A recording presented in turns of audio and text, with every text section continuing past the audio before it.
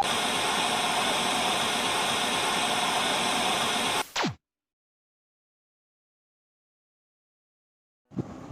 Everyone and welcome to the Nexus Media. This is Aradhana Chaudhary. आज के इस वीडियो में हम बात करेंगे about the election commission of India. मैं आपको बताऊंगी इलेक्शन कमीशन ऑफ इंडिया क्या है, उसका कंपोजिशन, उसके powers and function and it's vision, mission and principles. सबसे पहले हम ये जान लेते हैं that what is election. Election या चुनाव लोकतंत्र की एक महत्वपूर्ण प्रक्रिया है जिसके द्वारा जनता अपने प्रतिनिधियों का चुनाव करती है। And the election commission of India is a permanent and independent body established by the Constitution of India directly to ensure free and fair elections in the country. Election commission of India सिर्फ national और state के ही elections conduct कराती है। इसका पंचायत या municipality election से कोई वास्ता नहीं है। ईयर 1993 से इलेक्शन कमीशन एक मल्टी मेंबर्ड बॉडी है और इसके मेंबर्स प्रेसिडेंट द्वारा अपॉइंट किए जाते हैं। Article 324 of the Indian Constitution provides the provision with regard to the composition of Election Commission. 1950 से 15 अक्टूबर 1989 तक election commission single membered body हुआ करती थी और हमारे फर्स्ट चीफ इलेक्शन कमिश्नर थे मिस्टर सुकुमार सिंह। लेकिन 16 अक्टूबर 1989 से चीफ इलेक्शन कमीशन में 2 मेंबर्स और ऐड कर दिए गए, क्योंकि पहले वोटिंग की एज जो थी वो 21 इयर्स हुआ करती थी, लेकिन उसके बाद वोटिंग की एज घटाकर 21 से 18 साल कर दी गई, जिससे कि नंबर ऑफ वोटर्स बढ़ गए, which increased their work. However, by January 1990, these 2 posts were abolished and the election commission was reverted to its earlier position. But in October 1993, president ने वापस वो 2 पोस्ट इसमें ऐड कर दिए। तब से लेकर आज तक ये 3 मेंबर्ड बॉडी ही है या फिर मल्टी मेंबर्ड बॉडी ही है। And our current and 23rd chief election commissioner is mister Sunil Arora. जितने भी इलेक्शन कमिश्नर होते हैं उनकी सैलरी, पावर और अलाउंस सिमिलर होते हैं एज टू द जज of supreme. In case of difference of opinion amongst the Chief Election Commissioner or 2 election commissioner, the matter is decided by the majority of the election commission. Article 324 of the Constitution has made the following provisions to safeguard and ensure the independent and impartial functioning of the election commission. Chief Election Commissioner has provided with the security of tenure. He cannot be removed from his office except in the same manner and same ground as the Judge of Supreme. President इनको appoint जरूर कर सकते हैं लेकिन remove नहीं कर सकते। इनको रिमूव करने के लिए हमें वही प्रोसेस यूज करना पड़ता है जो कि सुप्रीम कोर्ट के जज को रिमूव करने के लिए प्रोसेस यूज किया जाता है, यानी कि प्रेसिडेंट एक रेजोल्यूशन पास करेंगे जो कि पार्लियामेंट में स्पेशल मेजॉरिटी से पारित होना चाहिए और इनको कुछ ग्राउंड के बेसिस पे ही रिमूव किया जा सकता है, जैसे कि मिसबिहेवियर और इनकैपेसिटी। बाकी के 2 इलेक्शन कमिश्नर या रीजनल कमिश्नर को रिमूव करने के लिए चीफ इलेक्शन कमिश्नर रिकमेंडेशन कर सकते हैं। इसके लिए कॉन्स्टिट्यूशन में कोई भी प्रिस्क्राइब्ड क्वालिफिकेशन नहीं दिया हुआ है। इनका ऑफिस टर्म या तो 6 इयर्स का होता है या तो age of 65 years, whichever is the earlier. Now I will tell you about their power and functions.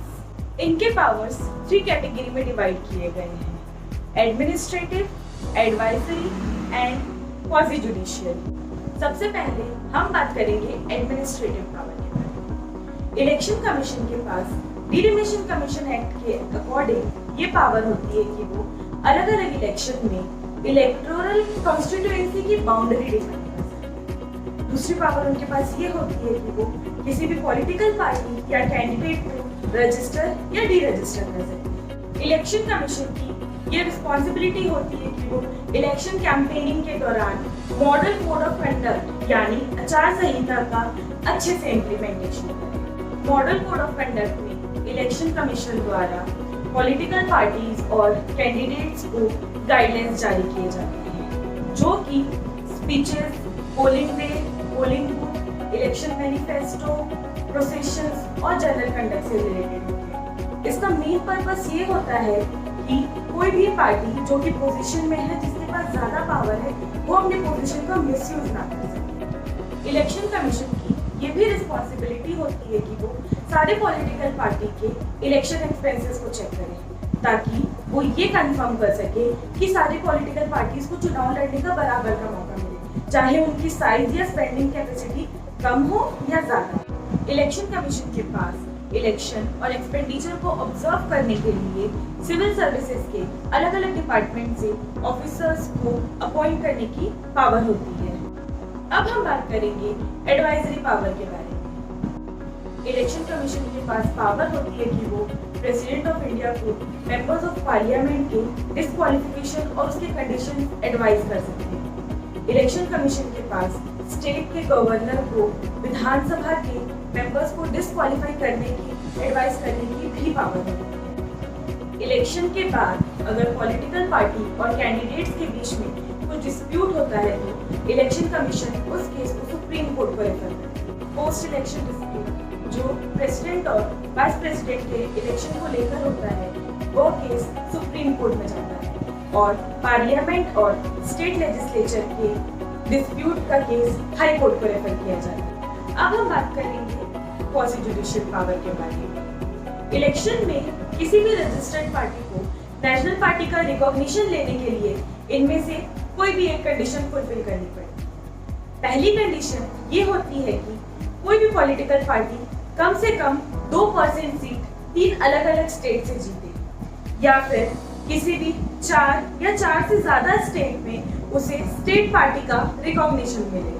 तो इलेक्शन कमीशन की ये रिस्पॉन्सिबिलिटी होती है कि अगर इस बात को लेके किसी भी पॉलिटिकल पार्टी या कैंडिडेट के बीच में कोई डिस्प्यूट हो तो वो उसे सॉल्व करे। किसी भी दो पार्टी का इलेक्शन सिंबल सेम नहीं हो सकता, चाहे वो अलग अलग स्टेट में ही क्यों ना हो। तो अगर किसी पॉलिटिकल पार्टी या कैंडिडेट के बीच इलेक्शन सिंबल को लेके कोई डिस्प्यूट है तो उसमें भी इलेक्शन कमीशन एक कोर्ट की तरह काम करके उस प्रॉब्लम को सॉल्व करती है। Now we will see what is the vision of election commission of India. The election commission of India strives to be an institution of excellence by enhancing active engagement, participation, and deepening and strengthening electoral democracy in India and globally. Now, what is the mission of Election Commission? The Election Commission of India maintains independence, integrity, and autonomy. It also ensures accessibility, inclusiveness, and ethical participation of stakeholders. Now, what are the principles? कुछ principles होते हैं जिन पे ये work करते हैं। जो constitution के principles होते हैं जैसे इक्विटी, इक्वालिटी, इम्पार्शियलिटी और इंडिपेंडेंस, ये इंश्योर करते हैं कि ये सारी चीजें मेंटेन रहें। इलेक्शन में जितने भी एलिजिबल वोटर्स हैं उनको वोटिंग राइट मिले, उनका पार्टिसिपेशन ये इंश्योर करते हैं और ये भी ये इंश्योर करते हैं कि इलेक्शन जो है वो credible, freeness, fairness, transparency election में मेंटेन रहे और ये इस बात को भी इंश्योर करते हैं कि इलेक्टोरल प्रोसेस जो हो वो काफी स्मूथ हो और उसके बारे में जितनी अवेयरनेस ये स्प्रेड कर सके ये करें। Thank you for watching. I hope you like this video. If you did, let me know in the comment section. Do like, share and subscribe to the Nexus Media.